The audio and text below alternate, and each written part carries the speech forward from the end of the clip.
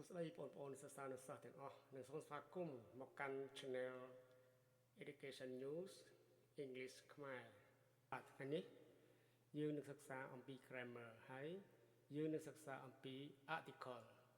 ណាស្អីទៅ article ណា article នៅក្នុងវេយ្យាករណ៍ភាសាអង់គ្លេសគឺវាមាន and ហើយនិង the ហ្នឹងយើងហៅថា article yes ចាំមើលហើយយើងប្រើនិង and យ៉ាងម៉េចយើងប្រើ the ហ្នឹងយ៉ាងម៉េចណាអញ្ចឹងthe នេះគេហៅថា the definite article គេថា article កំណត់យើងកំណត់ច្បាស់លាស់នេះយើងប្រើ the ហើយបាទហើយប្រើនិង and នេះគេហៅថា indefinite article អញ្ចឹង article វាមាន2ណាវាមាន the គេហៅថា the definite article ហើយនិង and នេះគេហៅថា indefinite article អញ្ចឹងចំណុចទីដំបូងយើងនឹងរៀនអំពីនិង and សិនណាហៅថា indefinite article សិនអញ្ចឹងពេលណាដែលយើងប្រើហើយនឹងពេលណាដែលយើងប្រើ and ណាយើងប្រើនៅពេលដែលពាក្យនេះប្រើនៅមុខព្យញ្ជនៈនៅពេលដែលខាងមុខជាព្យញ្ជនៈយើងប្រើឧទាហរណ៍ថាពាក្យ man ណាឃើញនេះជាព្យញ្ជនៈអញ្ចឹងយើងត្រូវប្រើពេលថាបរិសម្នាក់យើងប្រើ man បកប្រែថាបរិសម្នាក់ហើយពាក្យ head មួកណា head មួកអញ្ចឹងមួកមួយយើងប្រើថាហើយអក្សរនេះជាអក្សរ h ជាព្យញ្ជនៈជា consonant ណាអញ្ចឹងយើងប្រើពីមុខ yes ឧទាហរណ៍ boy យើងប្រើយ៉ាងម៉េចយើងប្រើ a boy ហើយពេលណាដែលយើងប្រើ and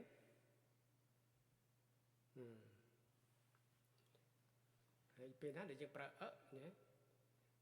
ញ្ចឹងនឹងអាចប្រើនៅមុខអីនៅមុខស្រៈដែលមានសំឡេងជាព្យញ្ជនៈបាទស្រៈដែលមានសំឡេងជាព្យញ្ជនៈយ៉ាងម៉េចឧទាហរណ៍អីខ្លះនេះយើងមើលអានេះពាក្យ you ណា you នេះវាជានៅក្នុងភាសាអង់គ្លេសគេហៅ vowel បានន័យថាជាស្រៈឯងអញ្ចឹងតែវាបញ្ចេញសំឡេងដូចព្យញ្ជនៈណាបញ្ចេញយៈណាសំឡេងដូចព្យញ្ជនៈអញ្ចឹងគេប្រើណាដោយសារស្រៈហ្នឹងបញ្ចេញសំឡេងដូចព្យញ្ជនៈនេះណាប្រើមុខស្រៈដែលមានសំឡេង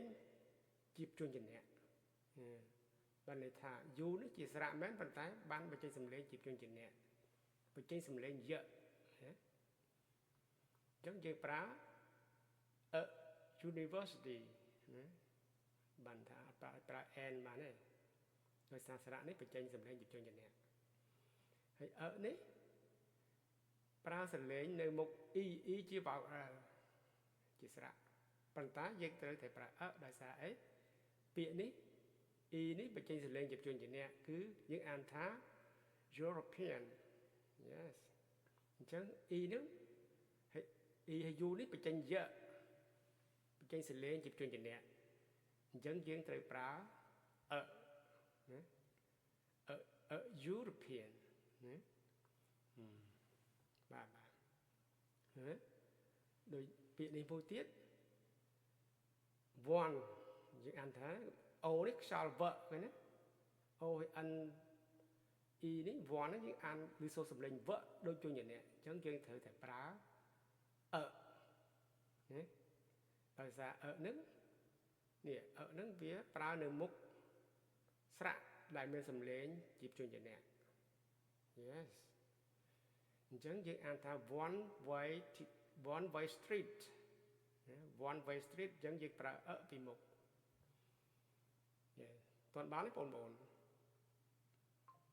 yes ហើយ and នេះប្រើនៅពេលណាណាមានពីរករណី and ប្រើមុខពាក្យដែលចាប់ផ្ដើម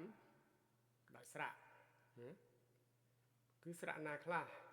នៅក្នុងភាសាអង់គ្លេសស្រៈមាន5នេះ A E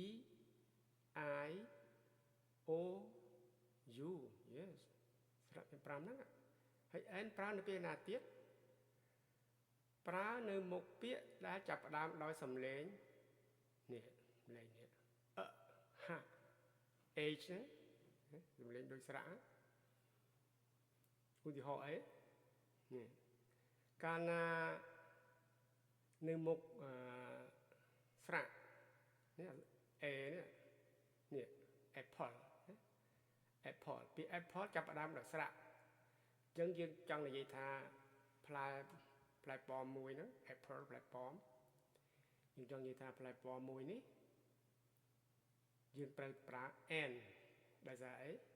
apple ពាក្យខាងមុខនេះគឺជាស្រៈណាគឺ a អូខេនេះ a អញ្ចឹងយើងប្រើ an apple yes n នេះប្រើនៅមុខស្រៈ e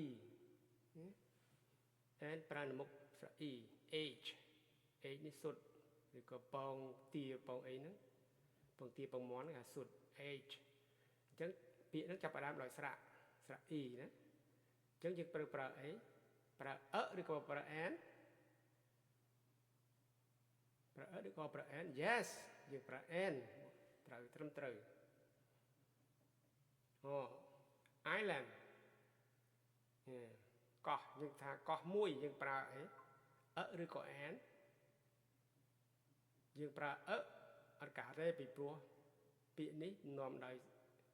ចាប់ផ្ដើមដោយស្រៈណាស្រៈអីស្រៈ i នេះយើងមើលខាងលើនេះ i ជា island i នេះជាស្រៈអញ្ចឹងយើងត្រូវប្រើអី yes យើងត្រូវប្រើ an island onion ណាខ្ទឹមបារាំងអញ្ចឹងចាប់ផ្ដើមដោយស្រៈអូអញ្ចឹងយើងប្រើអីទៀតយើងថាខ្ទឹមបារាំងមួយផ្លែយើងប្រើអីគេយើងប្រើពាក្យអីឬក៏ an yes អូខេត្រឹមត្រូវដោយសារ o នេះជាស្រៈu ក៏ជាស្រៈដែរអញ្ចឹងពាក្យ uncle ពូឬអ៊ំប្រុសណាអញ្ចឹងយើងប្រើដោយសារខាងមុខនេះជាស្រៈ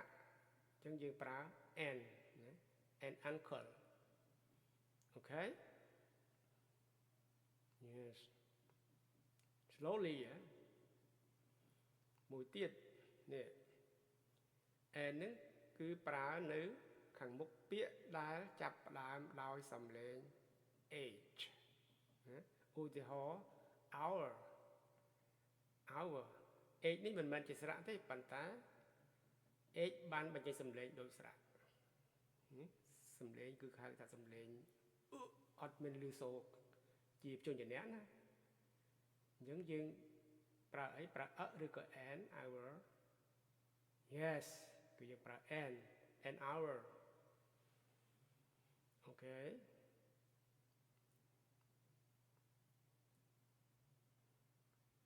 យើងបន្តទៅទៀត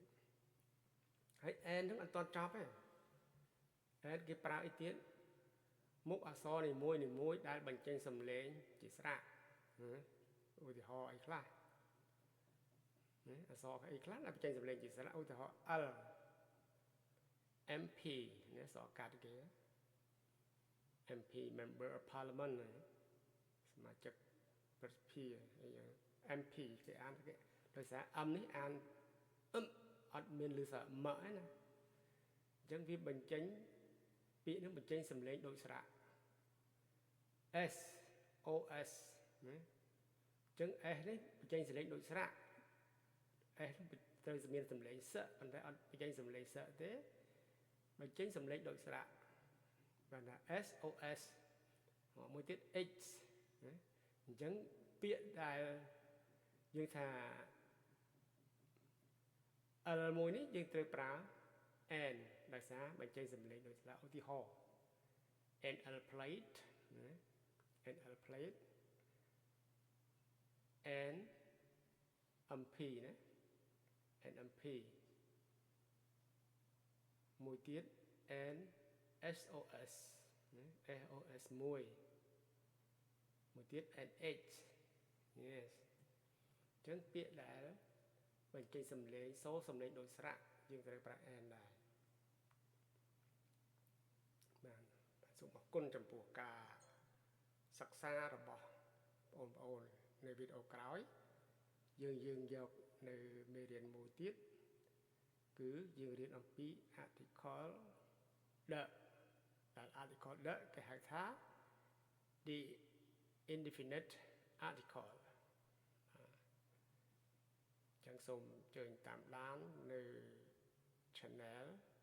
Education News English ខ្មែរអូខេ